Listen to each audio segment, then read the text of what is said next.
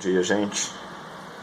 Como vocês já estão sabendo, a gente vai usar aí um pouco do recurso digital para poder adiantar uns conteúdos, e eu vou estar dando continuidade aqui com a disciplina de filosofia.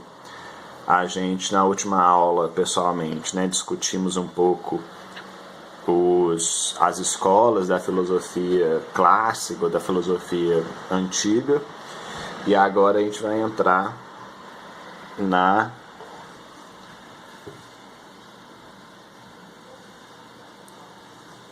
filosofia cristã, ou medieval. A gente vai ver que ela vai coincidir com a maior parte do período medieval, mas a gente pode datar ela aqui no ano zero, com o nascimento de Jesus, que era uma espécie de filósofo, já que ele apresentava uma interpretação da vida, da existência do mundo, que era diferente da concepção corrente da época, que os filósofos e teólogos, sobretudo do Império Romano, tinham desenvolvidos, muito influenciados aí pelos gregos.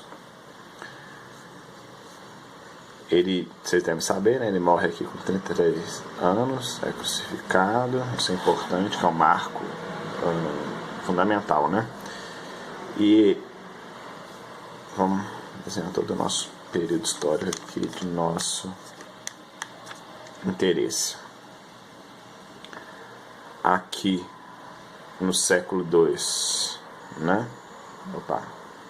século II, a gente tem Paulo de Tarso, o famoso São Paulo, e esse período do final da vida do Paulo de Tarso até mais ou menos aí o século IX, a gente tem um período que ficou conhecido na filosofia como patrística, que é uma filosofia basicamente desenvolvida pelos padres dentro dos monastérios, dentro das igrejas, das paróquias, então a formação religiosa, a formação na liturgia cristã também condicionou aí a formação de um tipo determinado de filosofia, que foi conhecida como patrística. E do século IX até pelo menos o século XIV,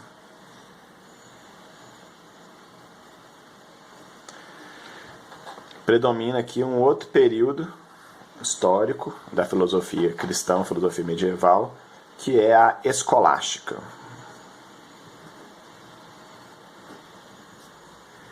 Então a gente tem três grandes grupos, Confirma comigo. Um primeiro dos apóstolos e de Jesus Cristo, a patrística, que é desenvolvida pelos próprios padres, e a escolástica, que ela vai tentar aproximar, diferentemente do patrístico, a gente vai ver isso, a fé com a razão. Isso seria fundamental para eles. Mas vamos começar pelo começo, com Jesus. A gente sabe que Jesus, ele se dizia ser um profeta,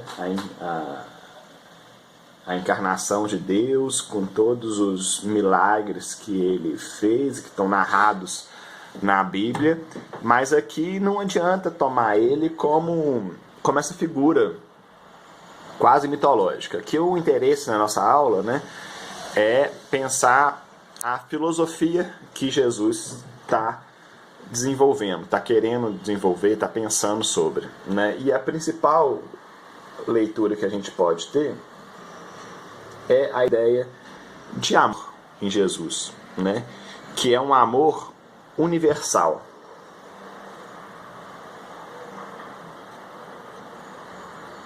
né? Então tem toda a ideia do criacionismo, né, que Deus criou o mundo, um Deus único, diferente do panteão divino que era predominante na época grega e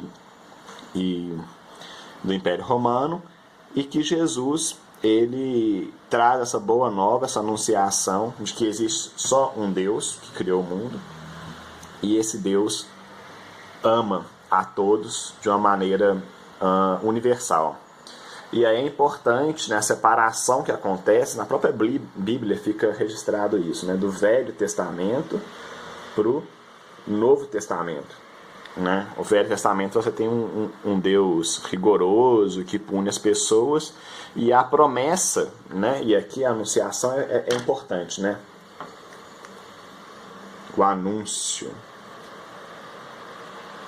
que Cristo traz é de que Deus ama a todos.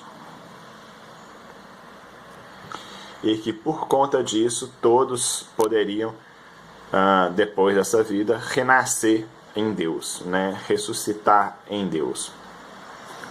E Jesus, a gente sabe, ele vai viver uma vida pregando essa boa nova, agariando apóstolos dos seus ensinamentos, e que vai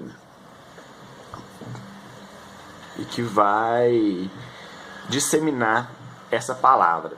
E essa palavra chega até Paulo de Tarso, nosso São Paulo. Vou chamar ele de Paulo de Tarso porque a gente está querendo falar aqui de filosofia e não da santidade dele, né? Mas Paulo de Tarso é interessante a história dele, porque ele era um caçador de cristão, né? Ele costumava matar cristão, era servia aos imperadores romanos, mas aí ele tem uma visão, e essa visão faz ele mudar de ideia e começa a pregar em nome de Jesus Cristo, né? E é interessante que ele vai pregar de um jeito por meio das epístolas, né, que são cartas que ele enviava, ou então ele lia pessoalmente, para vários povos ali da região do leste europeu até o Oriente Médio, norte da África. Então ele ficava peregrinando, escrevendo esses ensinamentos que estavam sendo passados, né, desde a época do nascimento de Jesus, depois de sua morte, nas comunidades cristãs, né, no cristianismo primitivo. E Paulo de Tarso começa a organizar. Paulo de Tarso é inclusive o responsável pela fundação da Igreja Católica, como a gente conhece, né? E isso porque ele foi capaz, né, de passar, né, 2 séculos do nascimento de Cristo, de sistematizar todo esse conhecimento. E qual que é a filosofia de Paulo? Ela também é baseada no amor, né? Assim como Jesus. Um amor universal. E aqui a gente pode aprender uma palavrinha nova. Ágape. Que é um amor diferente dos outros tipos, né? Os gregos que faziam essa distinção. Você tinha um amor ágape, que é esse amor universal para tudo e todos, que se diferencia do amor eros, que é o amor erótico, sexual, carnal, propriamente, e o amor filia, né, que é o amor que se sente entre os membros de uma mesma família, entre os amigos. Mas o importante para o Paulo de Tarso é o ágape. E é só por meio desse ágape, do amor ágape, que se conhece a verdade. Sabe aquela música do Legião Urbana? O amor é bom, conhece o mal. Ele é uma das epístolas de Paulo de Tarso, né, que foi musicada pelo Renato Russo. Eu posso até mandar o link depois para vocês, para a gente escutar a música. Então, é só por meio desse amor que é possível para o Paulo conhecer a verdade. Ele também vai fazer uma filosofia, porque o que significa esse amor? Né? Durante muito tempo, a ideia de fazer o bem com o outro, né, esse amor, ele estava vinculado a uma ideia da lei, né, como se fosse uma obrigação, uma prescrição que,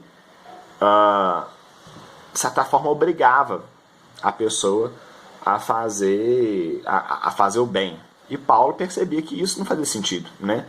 Se tem alguma coisa que me obriga a fazer o bem, então logo eu não sou bom, né? O bom o que é bom é essa lei e não sou eu, portanto não seríamos dignos desse anúncio de que Deus ama todos, né? E aí ele vai dizer que tem a lei tanto judaica como a lei grega, elas não têm esse desenvolvimento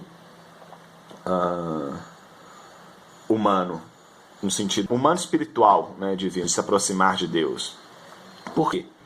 Porque a judaico estava vinculado aos profetas, né, eles detinham o conhecimento e faziam a conta própria, e os gregos, os sábios.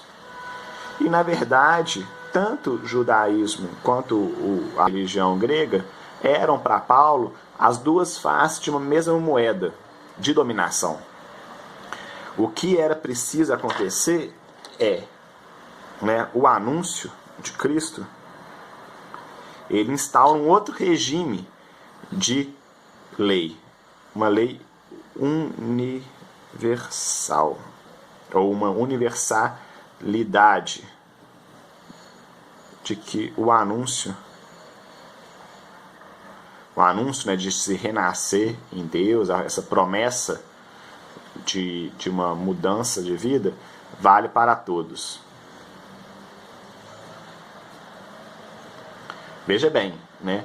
Paulo de Tarso está se colocando aqui completamente diferente da filosofia, que é uma filosofia judaica e grega. Esse poderia ser o nosso primeiro momento aí da filosofia cristã. Ainda não se trata de uma filosofia propriamente medieval, porque ela vai se desenvolver, a gente poderia marcar aqui, né, no século V, que se coloca marca a Idade Média. Vocês estão vendo isso com a Ana, né, na filosofia, na história. Mas vamos continuar. A gente tem então, eu vou passar para vocês.